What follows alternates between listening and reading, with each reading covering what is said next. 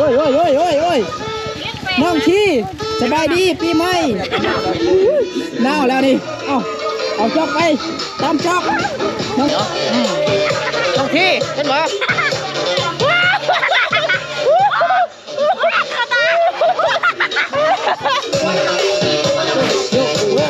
ยักษ์บ้านเราพี่น้องเนาะ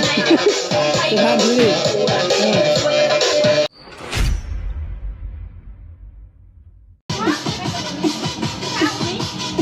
ทักทายสบายดีพี่น้องหมดสุขูสุคนที่เขาลบหักแพงเดือยินดีต้อนรับเข้าสู่ช่องเบานึกเข้าไป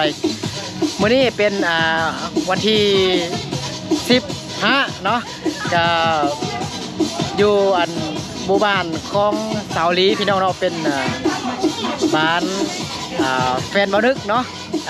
ลินบุญสงการเดี๋ยวมื้อนี้เบานึกจะพาทุกคนไปหับเบิ่งหับชมบรรยากาศการลินบุญสงการอยู่ในหมู่บ้านของสาวลีนั่นเองพี่น้องเนาะชื่อบ้านดงล่วงเมืองเพียงแขวงไซยบุรีสปปลาวเหนือพี่น้องเนาะแต่ละเฮือนแต่ละครอบครัวเพิ่นก็จะกินเหล้ากินเบียร์แล้วก็พากันลิ้นน้ำเนาะอยู่ในถนนหนทางตามแต่ละซอยอยู่ในหมู่บ้านเนี่ยก็เพิ่นก็ฮดน้ำกันพี่น้องเนาะวันนี้ก็บรรยากาศดีแห้งพี่น้องเนาะอากาศก็คือว่าแบบดีแห้งนะก็คือมีแดดกับพนห้อนเนาะฮดน้ำกันกับแบบเย็นๆพี่น้องเนาะสบายดีปีใหม่เด้อเนาะตอนนี้ก็ มานั่งกินอยู่ในเงื่อนข้องซาวลีพี่น้องเนาะเพิ่นกำลังนั่งกินเหล้ากินเบียร์พี่น้องเนาะเราแถวบ่มีแต่เบียร์พี่น้องเนาะแล้วก็ทางห้อมเบื้องนั้นเดี๋ยวพี่น้องเนาะเดี๋ยวจักหน่อยเบานึกจะพาทุกคนไปเลาะเบื้องผู้สาวพี่น้องเนาะผู้สาวอยู่บ้านดงล่วงเนาะเป็นหมู่บ้านของชนเผ่ายวนเนาะส่วนไร่ก็จะเป็นชนเผ่ายวนอยู่ในบ้านดงล่วงเมืองเพียงแขวงไซยบุรีสปปลาวเหนือพี่น้องเนาะสาวลีกะค่ายน้ำปั้นคือเก่าพี่น้องเนาะใครที่ใจดีกะช่วยอุดหนุนน้องลีเด้อสาวลีพี่น้องเนาะก็จะหดน้ำกันเนาะเย็นเย็นเงียบเลยเด้อนี่สบายดีสาวลีกับใครน้ำปั้นคือเก่าพี่น้องเนาะเด็กน้อยกับพากันปะแป้งแล้วเว้นบ่หน้าขาวยืนนี่เลย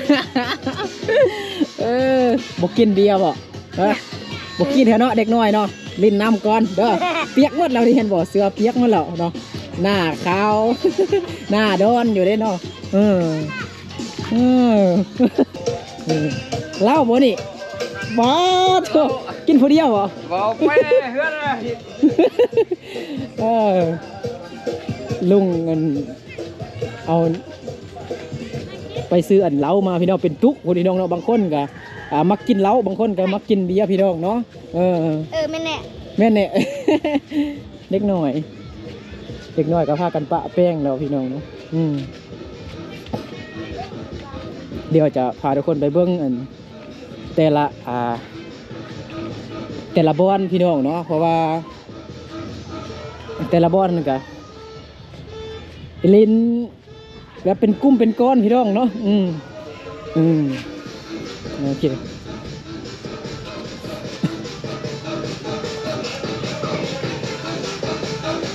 นี่ทางหน้านี่เพื่อนก็จะลิ้นบุญจากท่าฮดเนาะสบายดีปีใหม่สบายดีปีใหม่สบายดีปีใหม่อย่าโหดตะกอนง่ายเด้อสบายดีปีใหม่เจ้าที่เด้ที่ไปยังผู้บ่าววันดงล่วงพดไม่อยากกินเบียร์โอ้ยน้องชีสบายดีปีใหม่หนาวแล้วนี่เอาจอกไปตามจอกน้องชีโอ้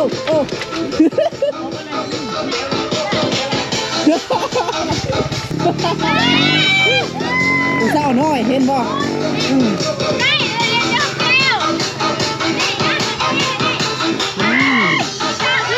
สบายดีปีใหม่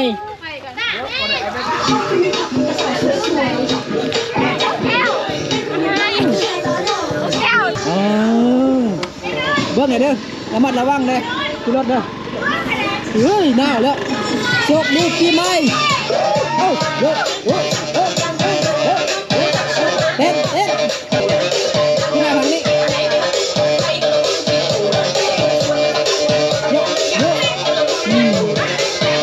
โอ้ยตอนนี้ก็เบานึก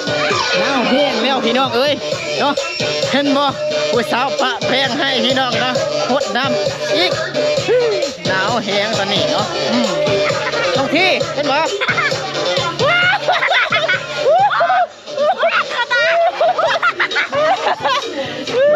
ตรงที่ปะแป้งให้โอเคสบายดีปีใหม่เนาะโอ้ยเบาดึกกะตาบอดแล้วพี่น้องเนาะเดี๋ยวมาแล้วล่ะ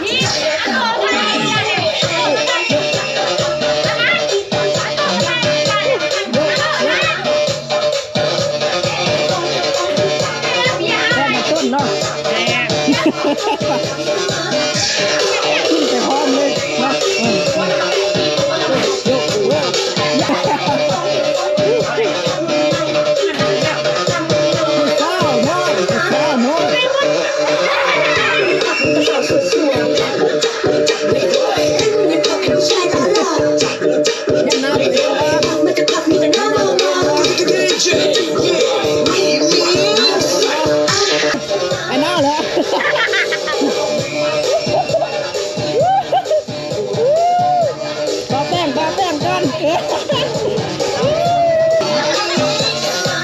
ยิ้มงามเห็นหน้าตัวเองบ่เห็นอยู่งามบ่ให้หูไม่เด็กให้หูไม่เด็กอันนี้แค่เอาอยู่นี่ก็ได้ให้มาว้าวว้าว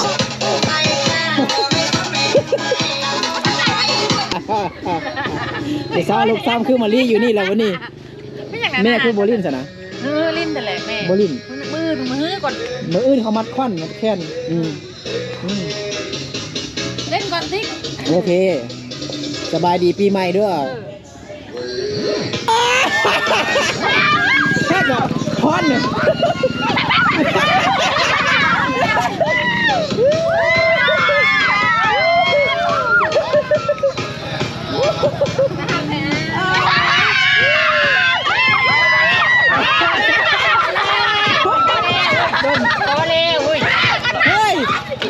สาวพรว่าอะไรพรกันนะสาวพรเนี่ยไปได้ไงสาวอะไรกันนั่นพอกันนะเดี๋ยวข้าแล้วนั่นน่ะเราก็จะไป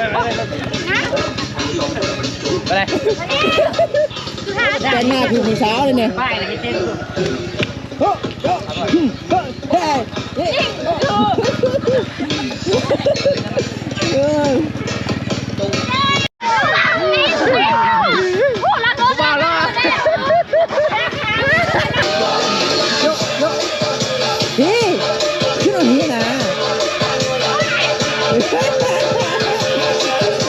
้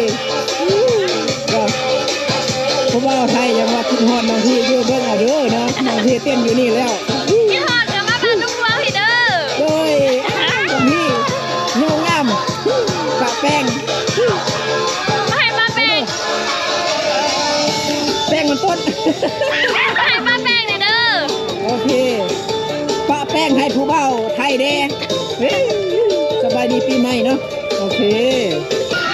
คพี่น้องเนาะเบานึกกะหน้าดอนหน้าขาวหมดแล้วพี่น้องเนาะเดี๋ยวเบานึกจะพาทุกคนไปเบิ้งอยู่ในโซนนั้นเนาะแต่ละโซนเพิ่นก็จะลิ้นเนาะอยู่คุณเนี่ยแล้วก็อยู่คุณเนี่ยแล้วก็อยู่นี่เนี่ยพี่น้องเนาะแล้วก็อยู่ทางนั้นคุณเนี่ยเดี๋ยวเบานึกจะพาทุกคนไปเบิ้งอยู่ทางเนื้อหุ่นเนาะตอนนี้กะอากาศร้อนแห้งพี่น้องเนาะอยู่บ้านดงล่วงเมืองเพียงแขวงไซญบุรีสปปลาวเนื้อพี่น้องเนาะบอกว่าเด็กน้อยผู้ใหญ่ผู้เฒ่าผู้แก่ผู้แก่ผู้สาวพี่น้องเนาะพากันลิ้นน้ำกันนะ หมู่บ้านนี่เป็นหมู่บ้านที่บ่ค่อยกว้างปานใดพี่น้องเนาะก็เขาลิ้นน้อยอยู่ถ้าเป็นอันหมู่บ้านที่อยู่ในติดกับอันเข้มทางพุ่นจะมีผู้สาวหลายพี่น้องเนาะเดี๋ยวเบานึกจะพาทุกคนไปหาวัวสาวพี่น้องเนาะ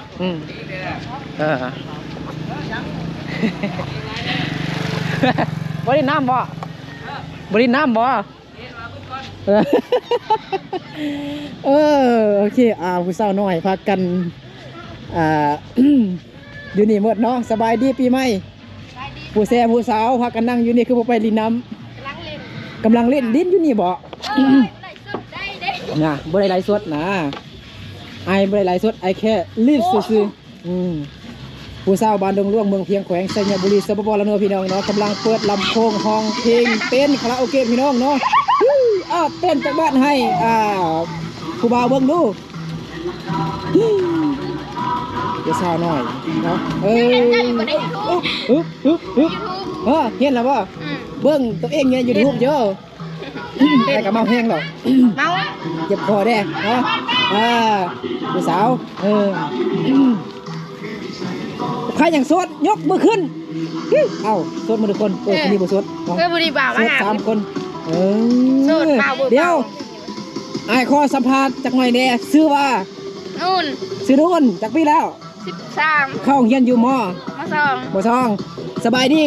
น้องซื้อว่าซื้อฝนไอ้ซื้อไฟเด้อยกพี่น้องเนาะจากปีเราปีนี้ล่ะ14เข้าเรียนอยู่ห้องม.2คือกันเนาะสบายดีน้องล่ะน้องซื้อว่าเพชรมอนปีนี้อายุ15 ปีนางม.15 ปีเขาเรียนอยู่ห้องม.3 เนาะเป็นเอื้อยรุ่นนี้แล้วเนาะสบายดีล่าซื้อว่าจังไหนชื่อทำเนาะอายุ14 ปี14 ปีเนาะเขาเรียนอยู่ห้องม.2โอเคสบายดีน้องสาวคนนี้ซื้อว่าจังไหนซื้อบอยพอยน้องพอยเขาเรียนอยู่ห้องม.3 ม.3 เนาะ10 ปีบ่ประมาณนั้นแหละประมาณนี้เนาะมีผู้บ่าวแล้วบ่อายุยังน้อยอยู่อย่าฟ้ามีเถอะเด้ออย่าฟ้าเอาหัวเด้อตั้งใจเรียนก่อนเด้อโอเคฮ้อนเย็นหนาวหนาวนี่โอเค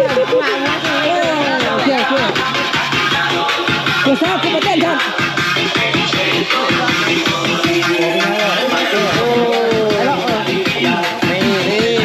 อยู่นี่ไม่แห้งเด้อสบายดีปีใหม่โอเค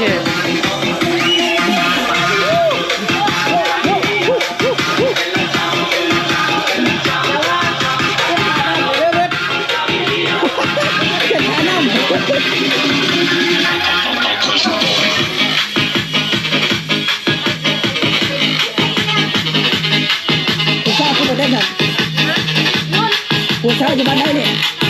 ผู้สาวอยู่บ้านไหนเนี่ยฮะบ้านนาซิงนาซิงอยู่คุณเนาะโอ้มาไกลบ้านมาแล้วบ่ยังยกเ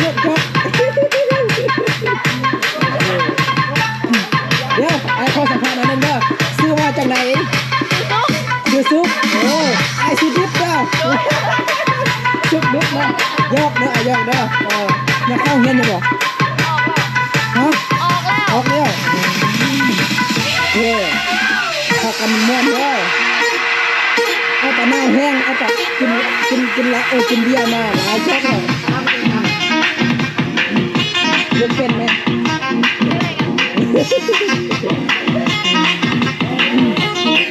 พูดได้ชื่อว่าแตงโมโอ้แตงโมดีเจจางหลิงนะจ๊ะโอ้ส้มรถกันแล้วพ่อไม่เข้าเงี้ยเลยบ่จุ๊บแล้วจบม.4เลยจบม.7มาฮะแตงโมเนาะ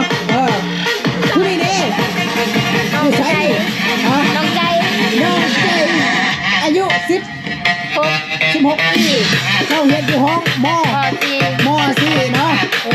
ที่แม่มอโยยังผู้นี่ยังไม่ได้สัมภาษณ์เชื่อน้องชื่อว่าแสงปีนี้อายุกี่ปีหรอ อายุ16 ปี 16 ปีโอ้เดี๋ยวเขาเรียนด้วยเหรอบอกเขาเหรอเขาเลยเหรอเอาหัวเหรอ บ่เอาเรือแม่ตูมี ชวดดูเนาะนางชวดดูเนาะนางแสงเต้นให้เบิ่งจังหวะดู มาให้แม่ มันม่วนเนาะ ให้ผูกแล้วแม่ ไปหุบน้ำโอเค ก็เขาจับปืนหัว เยอะใช่บิบโอเค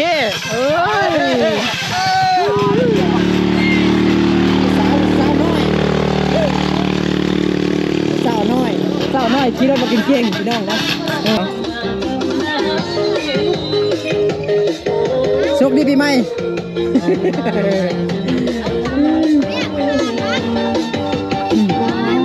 สบายดีปีใหม่เด้อสบายดีปีใหม่สบายดีทุกคนเอาชกแดงเหรอจะมันเด้อ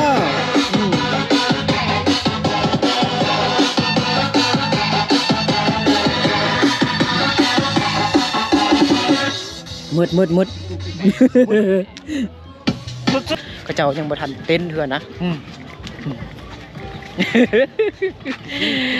โอเคเนาะ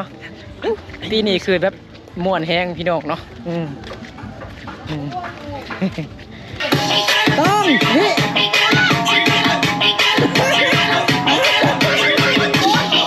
มาโบเต้น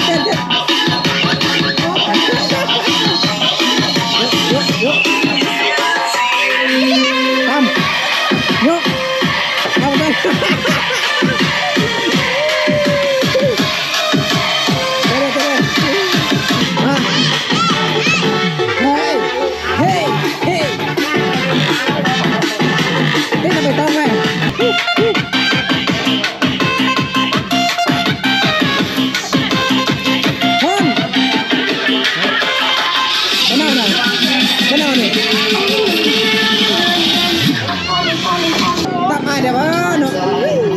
สบายดีปีใหม่เด้อสุขดีปีใหม่เด้อเนาะจงอยู่ดีมีแฮงครบ10จะได้คมใครจะมีเด้อ สู้เพิ่นไม่เด้อ หมดแล้วเงียบอีกไหม เปิดเลยโบไอ้นุ่นสับไอ้นุ่นไทยไอ้คลิปดูฟังเพลงเอาเลยสับไอ้คลิปดู มาแล้วบ้าง ยังค่ะ น้องเจ้ยน้องใจน้องแตงโมน้องตองน้องโบยังจำชื่อได้ทุกคนเลยเนาะไอ้นุ่นไอ้นุ่นบอกเจียงไอ้แนะนำชื่อเลยลืมชื่อตัวเองไอ้คนรออันไหนนะเป็นรอบินเซเล่ไอ้บินเซเล่ห้องเจ้าพ่อก็จะได้ไอ้เบาจันเด้อไอ้เบาจันเด้อไอ้เบาพรเด้อคุณรอพันนั่นเนาะผู้ใส่ก็รอผู้สาวก็งามนะครับเป็นตะหักตะแพงพี่น้องเป็นตะหักตะแพงเฮ้ยสงคราม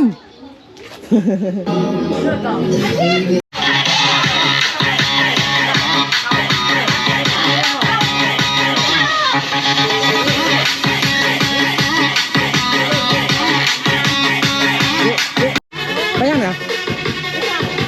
ไปหาผู้เบาไปหาผู้เบากันแล้วพูดกดโชว์ไปต้อมเฮ็ดโคตรเท่เลยพักหนึ่ง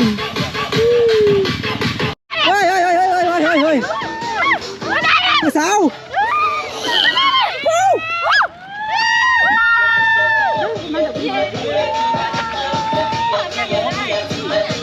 สาวน้ำเด้อเจอน้อยหนึ่งแดงเต็มหน้าใช่น้อยน้ำเมียแท้หรอบ่นี่ กันเลยเนาะเอาที่เต้นจับยอดไอ้บึ้งไอ้ห่าแบบ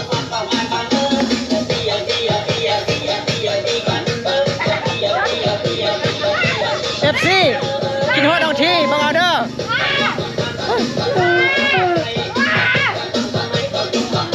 น้ำเด้อน้ำเด้อ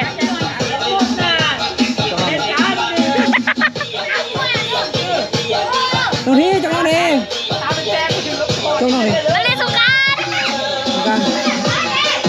ยกน้องดิ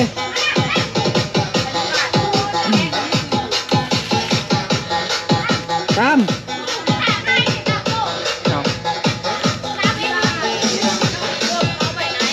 ดีเฮ้ยใช่ก็ไม่ยังกัน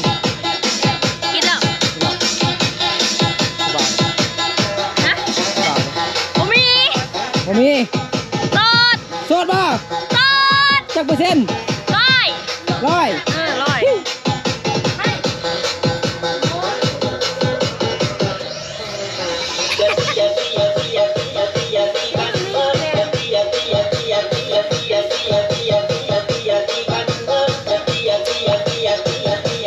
ตอนนี้ไม่ได้กินเบียร์พี่น้องหรอกกินอันแป้งมันต้นไม่อยากเจ็บตัวกินแป้งมันต้นน้องที่ให้เบานึกกินแป้งมันต้นพี่น้องเอ้ยไปเศร้าไปใช่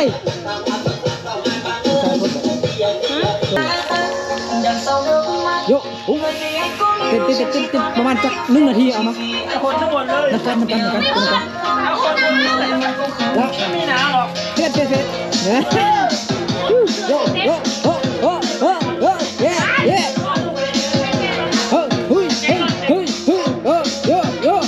เฮ้ยเบียร์เบาเนี่ยก็เป็นอันแป้งมันต้นหรือว่าแป้ง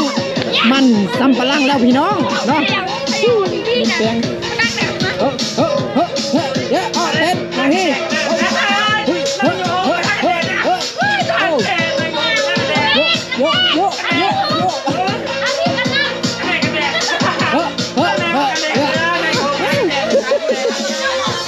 ดังเสาเนื้อมัดทำโอ้ยอยู่ดีมั้ย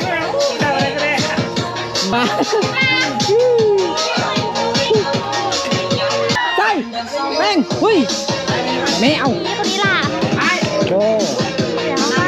เขาไปบ้านเราต้องยืน โบนี่ปะพายกันเนี่ยปะแป้งให้เขาเด้ขอที่วิ่งไว้ ว้ายบอ